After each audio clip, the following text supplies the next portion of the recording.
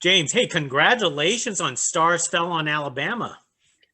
Thank you very much. It's a really exciting and wonderful way to start off 2021, which I know we were all praying is going to be a better year than the previous one, to put it lightly. Well, we're hoping so, but this is a great start because this was a very fun movie to watch.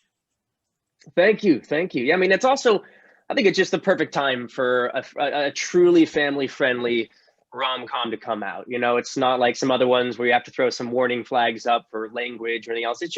It's adorable. It was fun to make, so it's fun to watch. And I'm really curious to hear people's feedback. I loved it, but I want to hear from you is what attracted you initially to a film like Stars Fell on Alabama? So quite honestly, when I got this script, it was different than other things I'd been doing. I had done a big action movie called My Boyfriend's, no, sorry, probably a big comedy movie called My Boyfriend's Meds. It came out in theaters earlier this year. Then I lead two other films. One's a big action World War II movie called Wolfhound, probably coming out by the end of this year. And another one will come out this year is called We Need to Talk. And it's a raunchy comedy, very funny. But I read the script and I went, I don't have anything like this. I don't have any projects that I've been doing or have coming up that are just endearing and sweet. And then I found out that my friend Ciara was attached to it, and it was a no-brainer. I'm like, hey, I love to work. Let's go and do something that, quite frankly, probably more people will see than the more extreme action and raunchy ones, because everybody can watch a film like this. So how did you want to approach a romantic film like this? Because if I recall, you never done any type of romances before, right? I did one rom-com, one notable rom-com that I actually loved, called It Happened One Valentine's. That if you feel so inclined, it really was kind of like a Love Actually ensemble cast film I'm very proud of, but I haven't done a ton of it. A lot of the independent films and the smaller projects that I went on to do were specifically against type. I wanted to play bad guys and crazy people, and I've gotten to do a lot of that type of work, which I'm very proud of, but not as much of this. So to come into a world that is, I guess, the quote unquote rom-com, I guess my approach was not to be too cliche about it.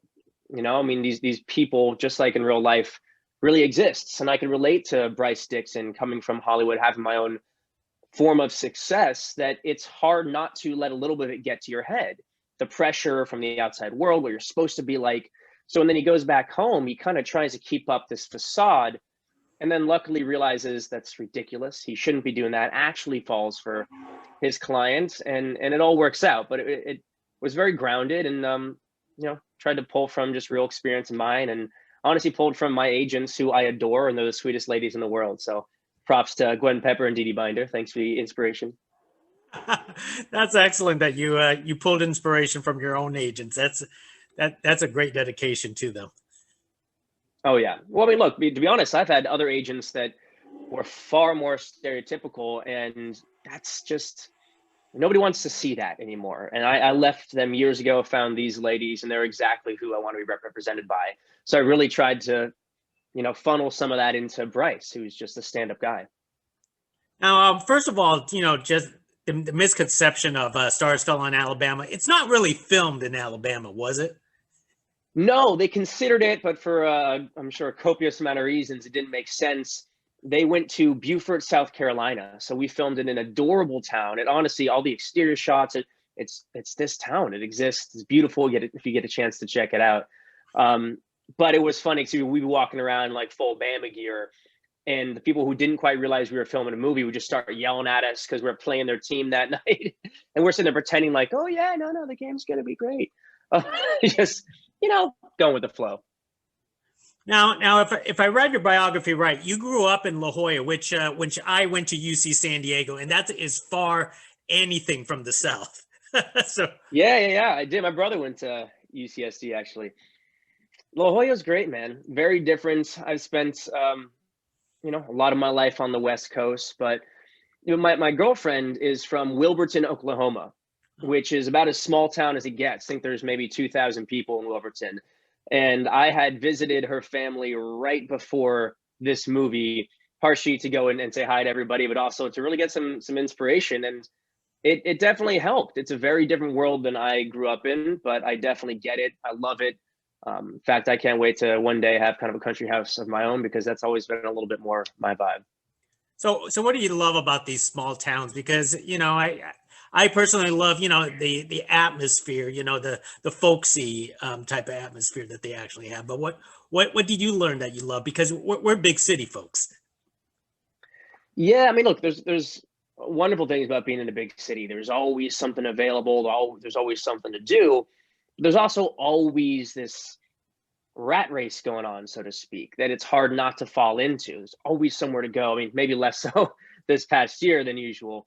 But when you're out in the country, when you're in a smaller town, there's a peacefulness, a serenity, and a privacy that, to be honest, I spent so much of my life in big cities, I'm kind of craving.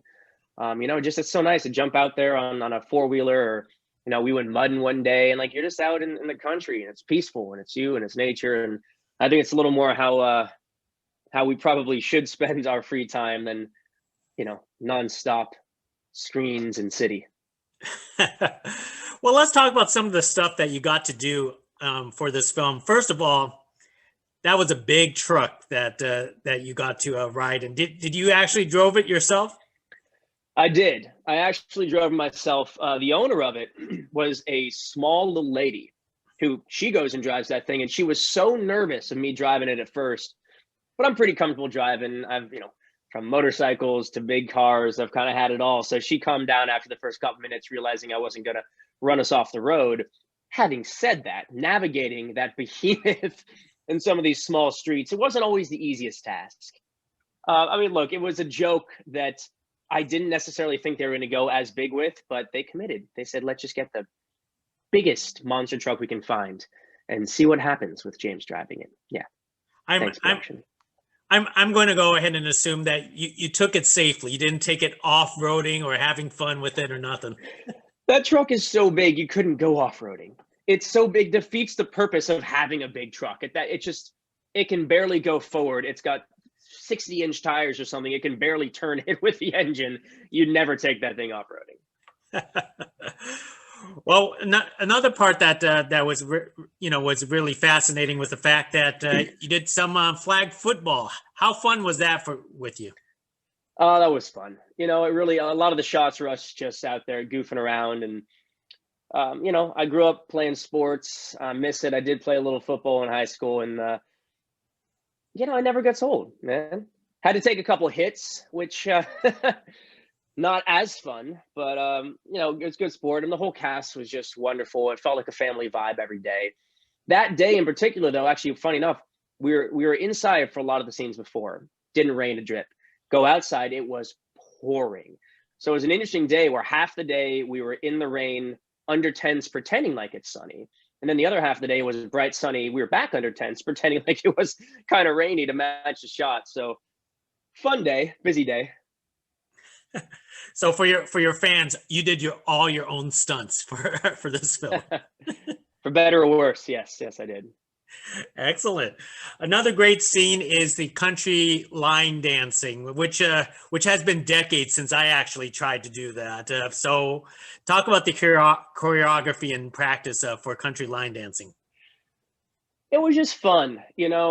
I'm lucky to have a decent background in dance, so it wasn't too difficult for me to pick it up. But the best part about it is that the whole cast, all the background actors, all the leads, everybody had to learn it. And it was just a big, big laugh fest because some people got it quicker than others. We only had like a day or 2 days before to figure it out with the schedule. But everybody came together. We had some late nights. I remember ordering in sushi for everyone at one point. We're in this like big town hall in the middle.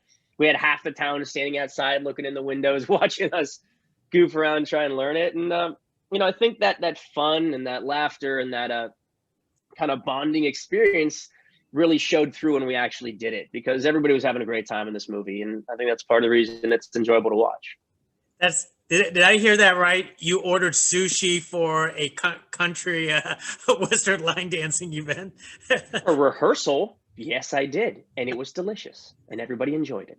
You know what? I would love sushi at times like this myself. So pretty jealous of it.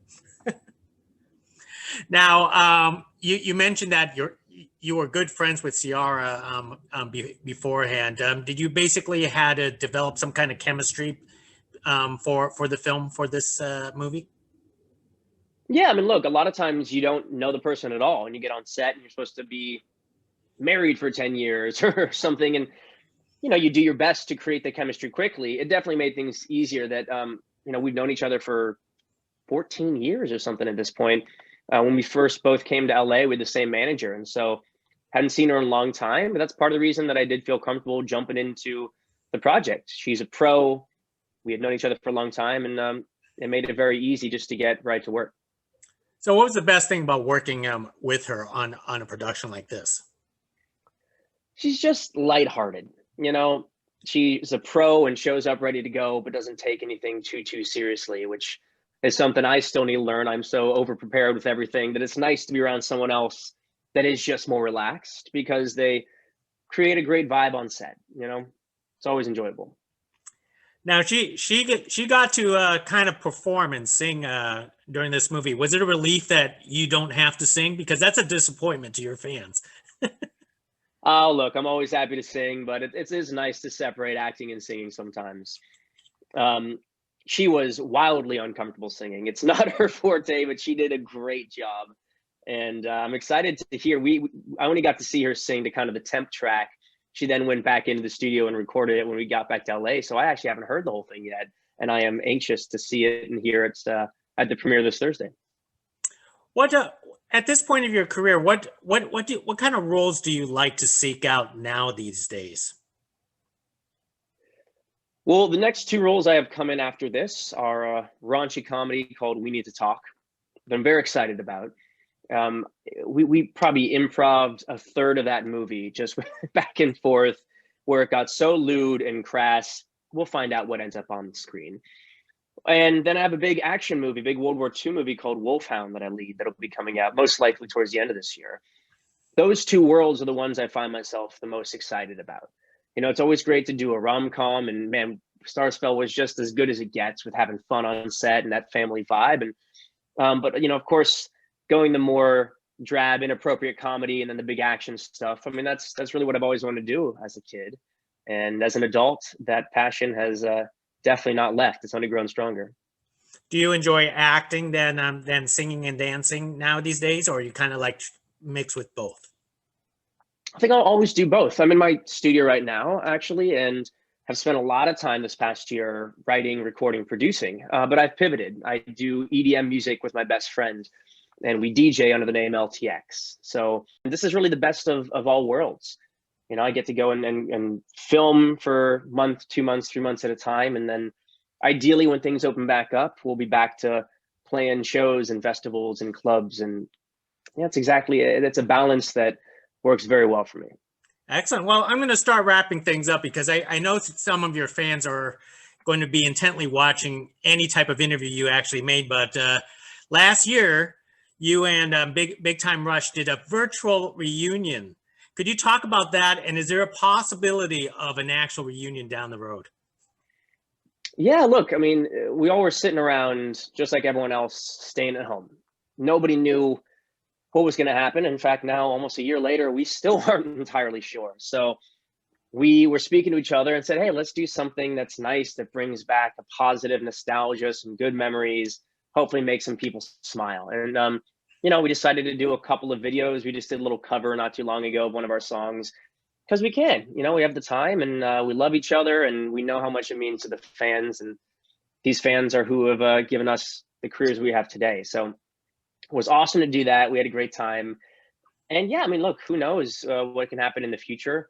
There's definitely, it's been some chatter about maybe doing some more of that type of stuff, and where that leads, hard to say, because even with our own personal tour schedules, we can't really set anything up until COVID is no longer an issue. But hey, we've always gotten along. We've always been like brothers and family. So I wouldn't be surprised if we figure something out at some point. Excellent. And one more thing, James. How are you staying sane during times like this? Great question. I built a gym in the garage, appropriately named Gym, GIMGYM. And that's, physical exercise has always been a way for me to keep my mental clarity.